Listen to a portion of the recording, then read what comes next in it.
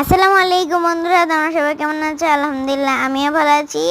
আমি নানি বাড়িতে চলে গিয়েছিলাম। নানি বাড়িতে আমার একটি বান্ধবী রয়েছে, আমি তার সাথে খেলছিলাম।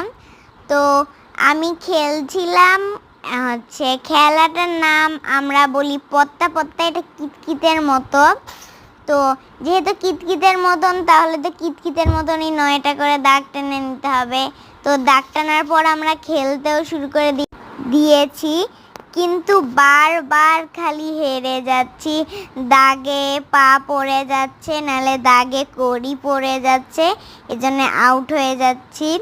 তো ছোটবেলায় কারা কারা খেলেছো তোমরা কিন্তু কমেন্টে জানাবে। আর বারবার খালি এক এক রকম এক এক জিনিস হচ্ছে। ও বলতিছে এটা ঠিক আছে, আমি বলছি না এটা ঠিক আছে, এরকম হচ্ছিল। তো আজকের ভিডিওটা এই পর্যন্ত। সবাইকে আসসালামু আলাইকুম।